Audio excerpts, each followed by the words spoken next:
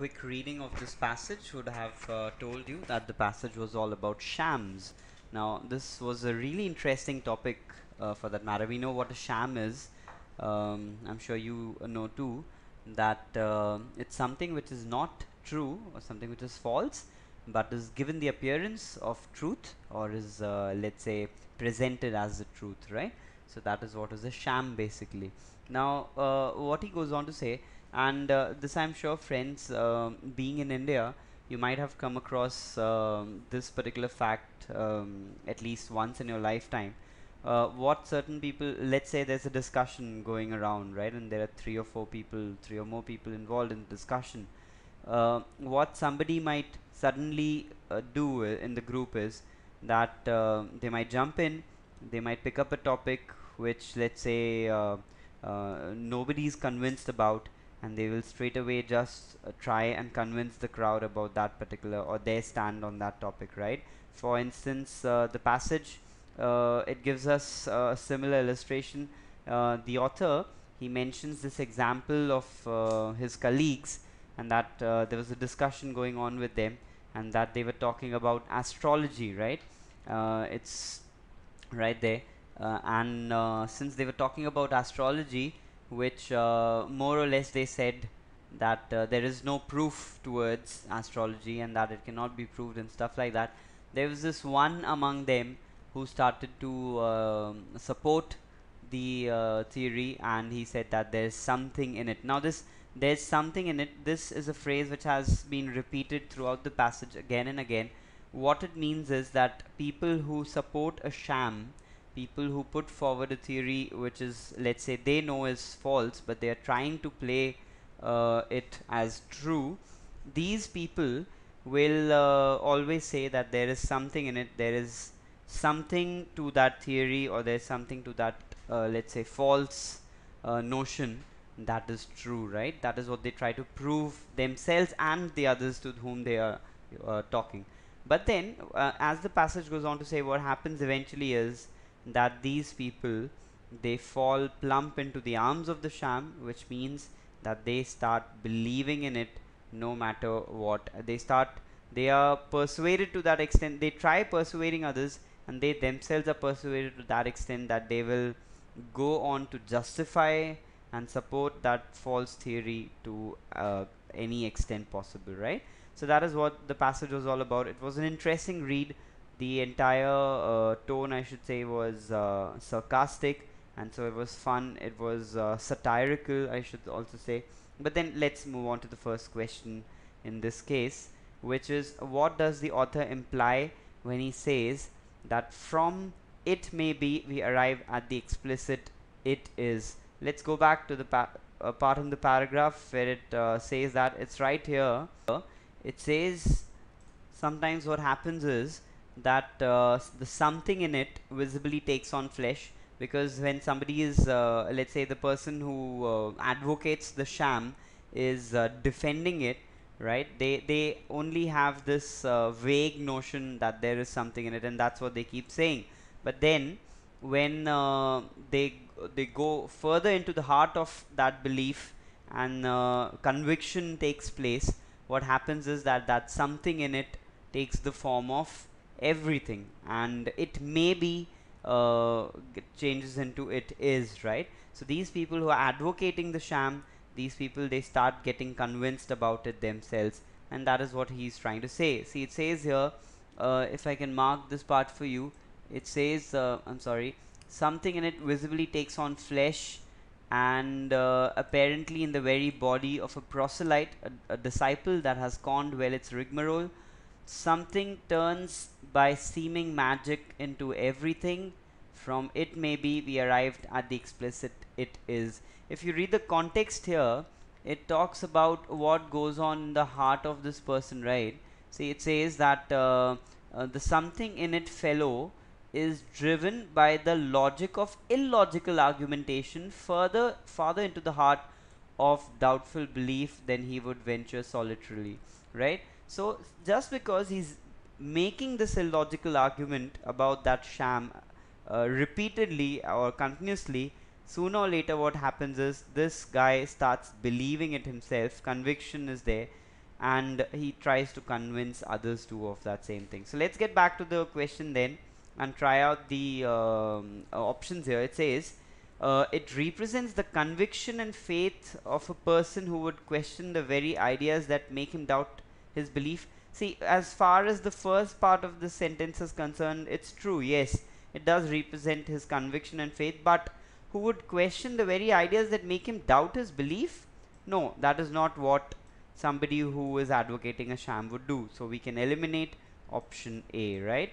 Option B says a logic which has once been understood by a solitary person is justified by illogical arguments and is somehow proved correct. Is it proved correct? No.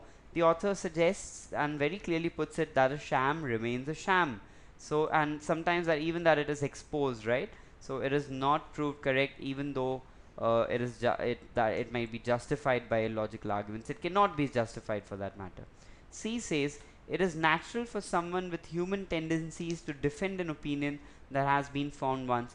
This is a truth which has already been mentioned in the paragraph earlier or prior to what we just read, the part where we just read.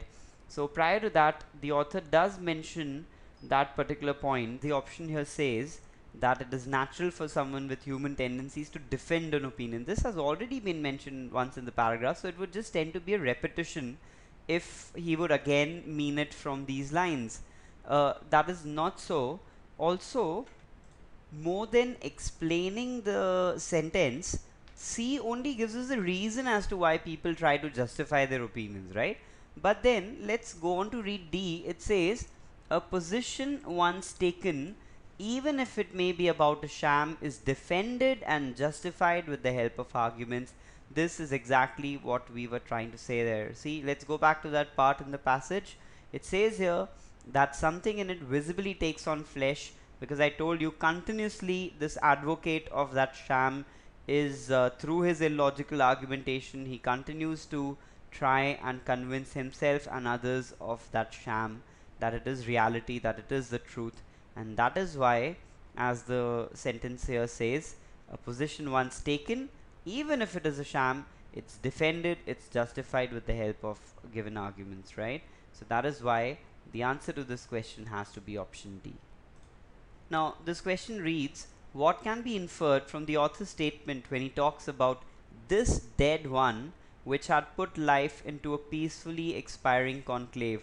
When I was explaining the earlier question, I mentioned to you also what is the basic theme of the passage, right? And I told you that there's a certain point in the passage, an example that the author provides, where he is speaking about shams with his colleagues, and then suddenly the conversation takes a turn. It's all about astrology, because this one guy, Yorick, he begins to speak about astrology in a way that is a sham. He tries to convince other people that astrology is a correct science, right? So, but then the point here is, see here, right here to where I'm pointing out to, this is where he talks about that. See, it says Yorick, a grave digger who had a mind to contemplate the skull of astrology, whose carcass had long rotted in the world's intellectual graveyard. Why would the author say that? Because astrology is a topic, as he suggests, which has not been even mentioned for long, right? Not been discussed for long in let's say among intellectuals, that side by side with other storied shams, but whose ghost indeed lurked still in dark corners. So it's a subject, astrology, which has been proven to be, let's say, not an accurate science, not a science at all for that matter. And so Yorick bringing it up was something of a resurrection of, let's say, a ghost or something from a graveyard, right? That's what we are trying to, that's what the picture tells us there. And that is why, as it says here, it says through the lines that we just read in the context, there's something in it. It, of course, being astrology, this dead one, this dead subject, this ghost of the superstitious past, put life into a peacefully expiring conclave. So what does it mean? That the conclave was boring, was it? And it put life into this peacefully this boring conclave, this boring meeting that was going on. No, what he's trying to say is that suddenly there was a slew of arguments and counter arguments. There was, let's say, fresh blood. I should say. I could say we could say that actually fresh blood, which was infused into the argument. Not we cannot say that the argument was the original one was boring, but yeah, this is what we can say. So let's go back to the question then. It says, what can be inferred from the author's statement when he talks about this dead one which had put life into a peacefully expiring conclave? Is it the fact that there is something in astrology was accepted by all? No. If you read the context there, it says that they fought him tooth and nail, right? The other people, they see, this is what it says. Well, traitors must die. We leapt upon the base deserter, right? We leaped upon the base deserter. That's what it says. And we reminded him that astrology is as archaic as alchemy, right? And we urged him to look carefully to the fact that no scientist could be persuaded to offer a word in favor of the molded corpse of astrology. So they did fight him tooth and nail. They tried to convince him that astrology is not, there's nothing in astrology, and so we can eliminate this option, option A. The discussion became more peaceful. No, rather we just read that line, right, where it says they leapt upon him, they were fighting him to prove him wrong. So we cannot go with this option either. The viewpoint that there is something in astrology sparked a new series of arguments and counter arguments. Isn't that exactly what we're searching for?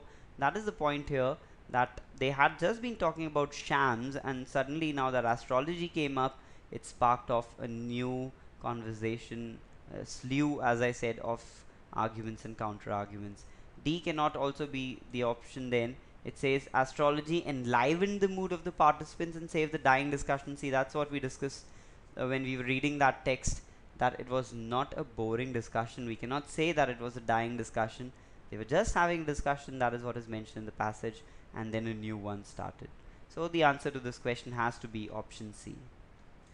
So then we have the next question here. It says, according to the passage, which of the following statements would the author agree to with reference to the something, right? The something that he talks about, which is what advocates of a particular sham would say. There is something in it. There's something about this sham that is the truth, and then they change that something into everything. But then what with reference to something, which of these are true?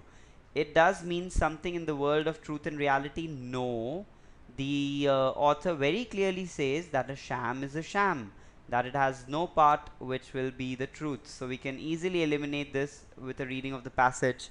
Also, for that matter, we can also eliminate D, right, which says it is reality hidden behind the perception of sham. No, there is no reality behind a sham, right? That is what the author is very clearly trying to say. Let's read B. It may lead to half-truths and other convictions that half-thinkers cling to. Let me take you to this part here. This paragraph, the last paragraph here, says something in it is sham. The something that is in it is the drug of credulity that has cultivated the worst habits known to man, right? So what is the something that is in that sham? It is the drug of credulity, right? Trying to make people believe something. Something in it is the slogan of half thinkers. So very much true, this line where it says that the something may lead to half truths and other convictions that half thinkers cling to, right? So this has to be the answer. Then C says it remains behind a veil of pretense which cannot be removed.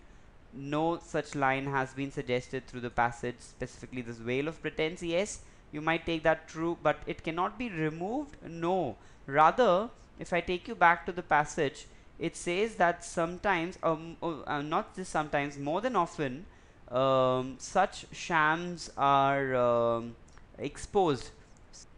See, it says here that the author and his group were destroying shams. They were talking about shams and destroying them at a lively and friendly rate, right? And then again, here in this paragraph, it says, see right here, it says that sometimes it throws caution to the winds, sham, and ceases to be a something and reveals its true identity of unashamed and unquestioning sham.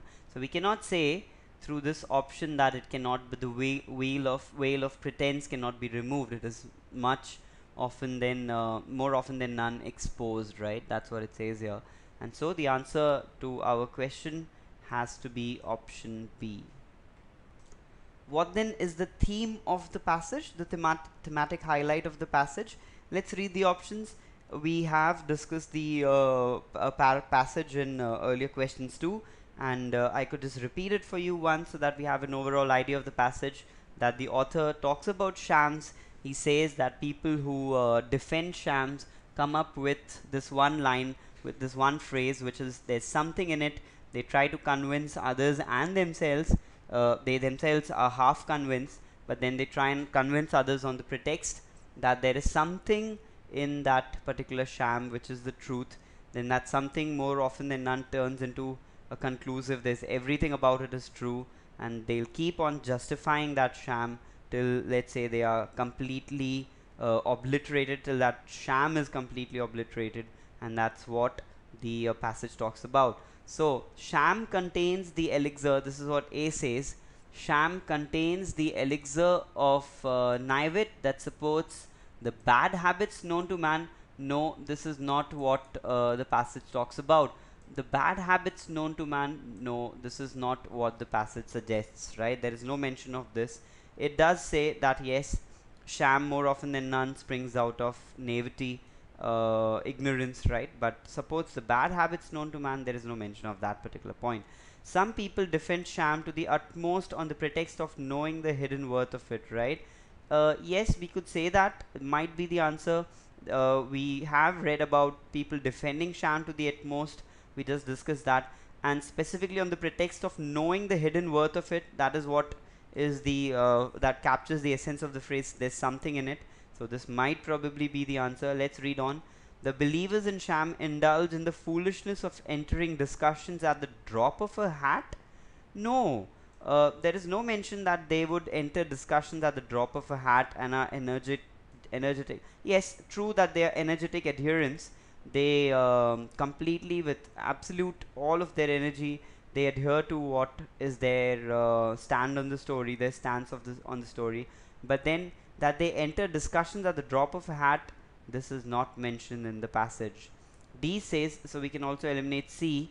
D says the defenders of sham do all they can to defend the something and are driven by the skeptics to the limits of their illogical arguments. Yes, they do all they can to defend the something, but are they driven by the skeptics to the limits of their illogical arguments? Is there any mention of the of such in the passage?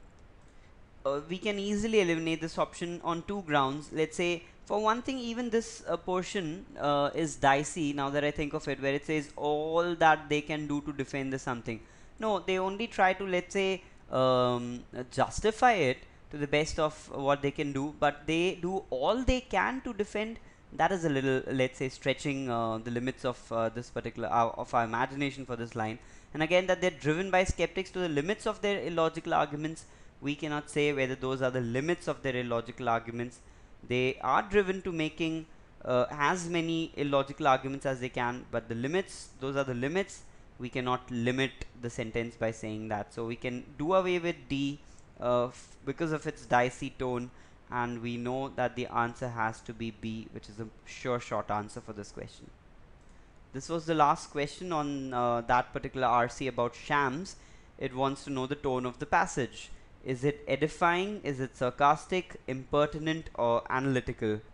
As I mentioned at the very onset of the discussion, when we were discussing the first question of this mock, I told you very clearly that the tone has to be sarcastic, and there's a reason behind that. That he very mockingly talks about those people who propagate shams, and that they very rigidly stick to their illogical arguments. He makes fun of them throughout the passage, where you read stuff like there's something in it, and then something in it takes up form, and a lot of sarcastic stuff, right? Mentioned very clearly in the passage. What he's doing is he's mocking those people, and that is why we can say that the passage is sarcastic. If I were to point out two words, let's say specific words which could give you that particular thing. For example, see, there is something in palmistry, he says, and the pretty stenographer in the temporary role of the scientist will tell you of fortune. See, so he's making a allusion towards office, let's say, conversations where somebody will suddenly just get up and say, okay, I can tell your fortune, I know a lot about astrology, try to support a sham. So that's the kind of let's say sarcasm that is very inherent throughout the passage.